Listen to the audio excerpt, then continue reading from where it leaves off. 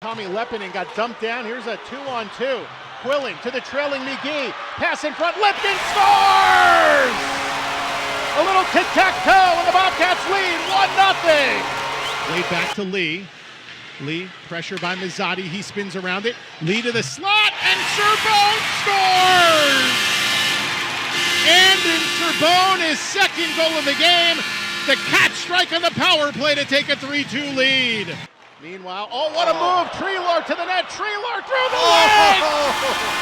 Put it on SportsCenter. What a goal by Travis Treelor, and the Cats get the extra point. They lead 7-2.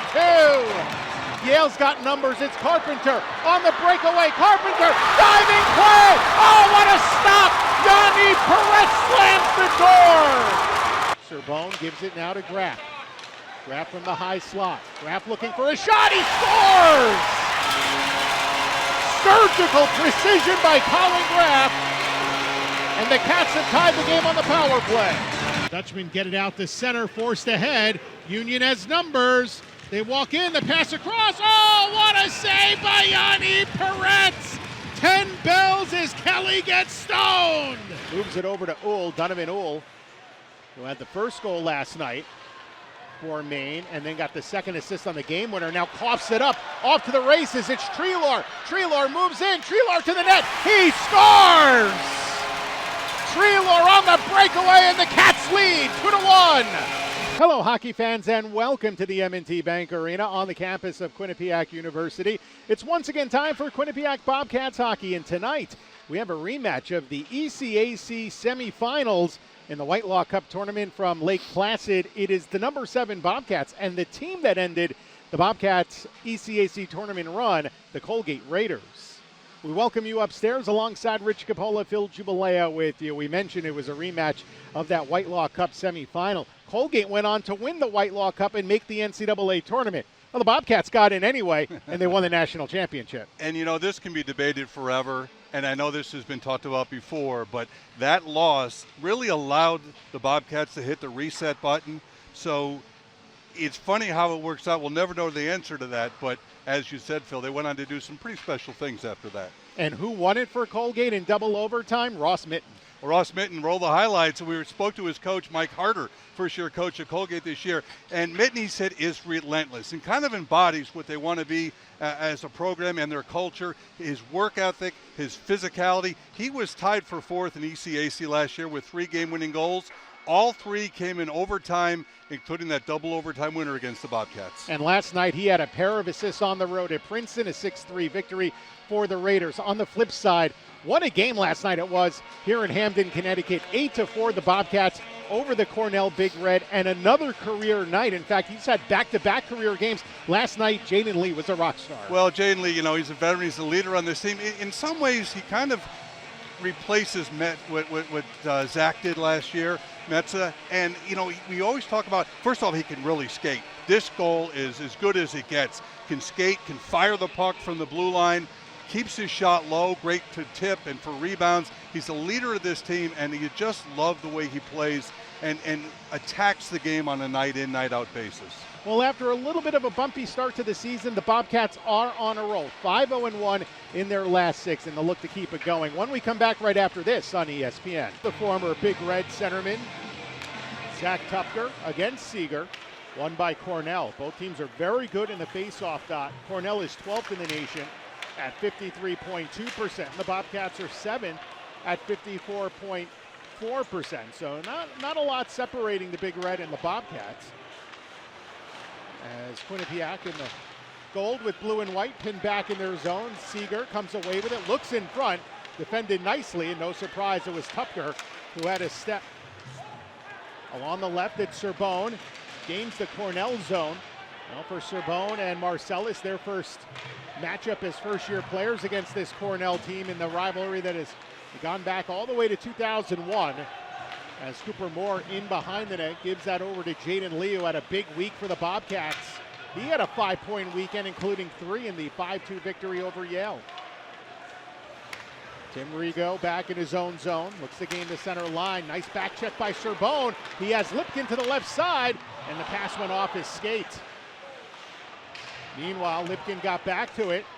Legault stepping in front of Kyle Penny, unable to get to that one. Now regains it at center and feeds it back to Avari Rasanen. The senior from Finland, pushing it across. Too far for Legault. Taken back though, as it is clear to the line and out to center ice. Penny was bothering Quillen, but Rasanen works it back to the right wing. Stepping in front to take that away is O'Leary, and he turns it over on an errant pass. Here come the Bobcats. Across the line, it's Graf. Dropped off for Quillen. Bumped off by Castagna, and now O'Leary with it through center. O'Leary drops that back to Penny. Try to center it. Good defense there by Pennington. Graf with it at center. Softly ahead, Lipkin. Try to move it back to Graf. Broken up Castagna, and again, both teams not giving away very much, Michael. Not a lot of sustained offensive pressure right now, but you're seeing neutral zone play and defensive play paramount in this game. And back with it, it is Luke Devlin. Across the line, little give and go. Devlin, who scored a goal last Saturday against Harvard, pushed over now. Tellier was trying to center that ahead. It went behind Filion. And Hank Kemp with it back in the Cornell zone. The pass ahead, skated down by Devlin. Devlin pressured by Pennington. Kicked ahead. Tellier tried to fish that out to center ice. Second effort, the Bobcats get it clear. Chernetsky and Air will move it along with 5 minutes gone and no score. Kemp in deep. Works that back around. Looking for Winter Wallace up ahead. Centered it now through center ice. It's Seeger 1-on-4 across the line. Kodrak! What a move! And then a poke check by the goalie Duplessis. Saves the day at the last moment. If Seeger was able to finish that one off, that would have been in the highlight reel. And then a chance from the high slot, kicked away as Wallace with a shot chance. And another stop by Duplessis. And that should bring a lot of momentum to this Big Red team. Not a lot of offensive pressure right now, but now we're seeing them kind of get back to their game. Well, it starts to get the crowd into it here with 5:40 gone by in this first period. Back along the near wing side. Playing it back toward the point. Rigo waiting on that puck. There's a Big Red player down in front of the bench. Kicked out, and Robertson will gather it back in the Cornell zone. Paired with Rigo. Nice move by Robertson to get around McGroarty and gain the center line as it's punched ahead to Cipollone. Tapped over to McGroarty. Here come the young fourth liners for this Bobcats team as McGroarty plays it in deep. Back to the half wall. Rassen in there. Drops it back to Cipollone. The quick shot was blocked. Nice work there by Walsh, who takes out Cipollone. Puck in behind the net. Alex Power, who scored his first goal last Friday, feeds the point, shuts it, score! On the rebound! Matt McGroarty has his first NCAA goal, and the Bobcats lead 1-0. The hometown kid gets it done.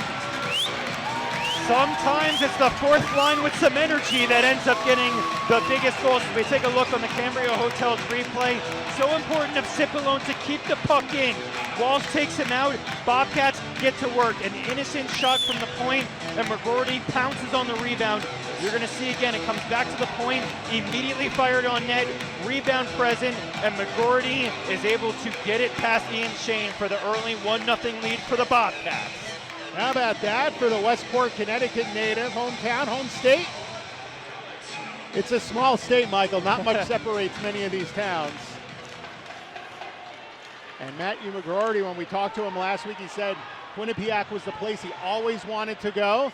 How about that? You get your first college goal in one of the biggest rivalries in college hockey as the point shot comes in by Legault, and Shane will gobble that up. And it has been a little bit of a late arriving crowd, so maybe the noise isn't completely there, but boy, oh boy, did this crowd get behind that goal. An exciting early goal for the Bobcats, and it helped swing momentum back in favor of the Bobcats. Cornell had dominated the last 2-3 minutes, but again, that keep by Cipollone so pivotal, ultimately leads to the goal for the Bobcats. Despite that, he doesn't end up with an assist on the play. Power and Rasanen with the assists on the goal for McGroarty is first. So all three of those fourth liners have scored goals this season. You had Power last Friday, and now 1 week later, it is Matthew McGroarty. Pennington chips that out to center ice. Taken back and across the line by Sean Donaldson. Ahead now it comes to Graf. 1-on-2, tries to get away from Devlin, who was able to cut off the dynamic junior. Worked it around, but now pinching it is C.J. McGee. Has Pennington up top. Instead turns and shoots, and a hit off the side of the goal. Little optical illusion as fans behind the net thought that might have gone in. Including Quillen. I think Quillen was raising his hands, getting ready to celebrate. When you shoot from a wide angle like that and it hits the side of the net, there are fans, if you're behind the goal, it often looks like the puck's gone in, as Zanichka, who is just a monster of a man for this Cornell team, Andre Zanichka at 6'6", cleared that ahead. Now Rigo looking ahead for Zanichka, too far for him, and Jaden Lee, who is not 6'6", will play it in behind the net and lead it ahead for Tupker. 3-on-2 for the Bobcats. Tupker in across the line to Marcellus, to Serbone, dangles, and the backhand shot was wide. Back to the line for Cooper Moore. Moore drives it off the boards. And in the corner, Ryan Walsh is tied up by Tupker. Coming over Marcellus, looking for Serbone, cutting, and taken away. Skated out to the neutral zone, and pitched in by Ben Robertson from the left wing side before getting his teammate Kraft tied up in the corner. And now Marcellus to Serbone, back to Marcellus. High slot goes through Tupker, angles out to the neutral area, and Legault will gather back for it. The Hurricanes draft pick moves it to Rassinen, and to Marcellus, who tried to deflect that in, was tied up by Hank Kemp. And now both teams will jockey for it. It's a 1-0 Bobcats lead on the Matt McGroarty goal. Rink-wide pass. Now Tellier in front, a shot, and Shane got to it. Good feed from the right wing side by Legault to find Tellier cutting to the nets. Really nice big blocker save by Shane as he came to the top of the crease to cut off the angle as well. Now the Bobcats 6 shots on goal already in this first period against a team that doesn't allow 20 per game so far this season. Rassinen, high slot, trying to find room, and a good block by Penny. It comes back to Filion. Now to Rassinen left side, and the glove save made by Ian Shane. And that's a little bit of the bread and butter of this Cornell Big Red team. They have no issue blocking shots. They tend to be a little bit bigger bodies, and they will sell out for the rest of their teammates. But a couple big saves by Shane to keep this just a 1-goal game. As you had mentioned in the open and early on, Phil, Ian Shane, one of the best netminders in the entire nation. Do not be surprised if he's considered for that Mike Richter Award come the season's end. Face off to the right of Shane with Chernetsky in air, joined by the Kristoffs, Filion and Tellier, along with Pennington and C.J. McGee. The Kristoffs connected in the Yale game on a power play. Great pass, Tellier finding Filion, and now Tellier to the point, gets it back from Pennington, gives it back to Pennington, flips a wrister, kicked, and now a wraparound try, they score! Christophe Tellier took the rebound off his skate and wraps it around. It's 2-0 Cats. What a quick decision as well here by Tellier. And it's a similar look to the first goal, where it's just an innocent point shot. It gets through, doesn't come on net completely. It allows the second chance opportunity as Tellier continues to wrap it around, stays with the puck, and is able to beat Shane to that far post side. And at the 9:05 mark, Bobcats with a big 2-goal lead. Michael, when we talked with Mike Schaefer earlier, we talked about how the game against Harvard, for a lot of these young players, they have 8 freshmen in the lineup, really the first chance that they've had to undergo serious adversity in their college hockey careers. And you asked them, were they going to learn from it? He thought they would, but so far, that's not the case. But this game is still very young. Yeah, still very young. Cornell has the ability to score some goals. That next goal will be pretty pivotal. If the Bobcats get a 3-goal lead, don't want to say it's insurmountable, but that's a tall task for Cornell to try and score 4+ goals against the Bobcats. Third of the season for Tellier from Filion and Pennington. So that Kristoff line gets it done again. 4 of the last 5 games between these two teams have been shutouts. Both games last season were shutouts, with the Bobcats winning on home ice and then Cornell doing likewise at Liner Rink later in the season. In fact, last season when the Bobcats made that weekend trip to Cornell and then Colgate, it was the only 2 games of the ECAC that they lost all season in going 20-2. And it was a very tight game here as a penalty coming up. Kraft drew it, fired a shot that goes wide, and the Bobcats are going to go on the power play. To the benches, Duplessis for the extra man. Kraft with it, tried to tap it around, and he couldn't quite catch up to it as Jake Kraft got to it. But the Bobcats are going to go on the man advantage for a holding when we come back. 9:54 to go in the first, and it's 2-0 Bobcats.